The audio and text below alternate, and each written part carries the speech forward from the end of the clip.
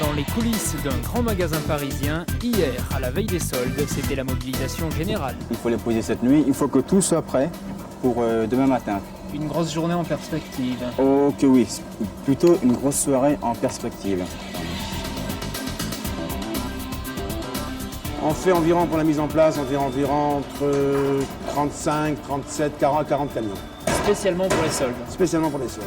C'est la loi qui fixe le début et la durée des soldes. Et cette année, la loi a changé. Les soldes ne durent plus que 6 semaines contre 2 mois auparavant. Pour vendre les stocks qui arrivent dans ces caisses, les Galeries Lafayette ont jusqu'à la mi-février. C'est un moment important parce qu'on se trouve au mois de janvier. Et le mois de janvier est un moment qui, s'il n'y avait pas des opérations promotionnelles supplémentaires, serait extrêmement creux, puisque ça suit une période de fin d'année qui est extrêmement puissante, au contraire. L'essentiel des soldes est à moins 50%.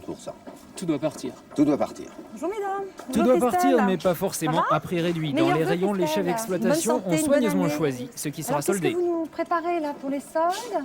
La partie avec le colvison. 50% sur la partie. Voilà, 50%. 2750 francs, 50%. Oui. Vous soldez Et tout les là petits dans le rayon? Pas tout, non. Non. Par exemple, tenez, je vais vous montrer un exemple. Je pense que le manteau qui est là, Christelle, est-ce que vous le soldez? Je pense pas, hein. Qui est là, non. Non, vous voyez, par exemple, ça, ce sont des manteaux qu'on a très très bien vendus toute la saison et qu'on n'a aucune raison de solder. Donc, ces articles-là ne seront pas soldés, resteront au prix fort et continueront à être vendus tout l'hiver. Donc en En fait, vous attendant les soldez, collections d'été. vous soldez ce qui n'a pas marché. Exactement, voilà, il n'y a pas de secret. Hein. Solde. Le mot attire les foules, pousse à la consommation. Les grands magasins l'ont bien compris, les petits commerçants aussi. Dans le textile à Paris, la moitié du chiffre d'affaires annuel est réalisé pendant les soldes d'hiver et d'été. Solder, c'est vendre.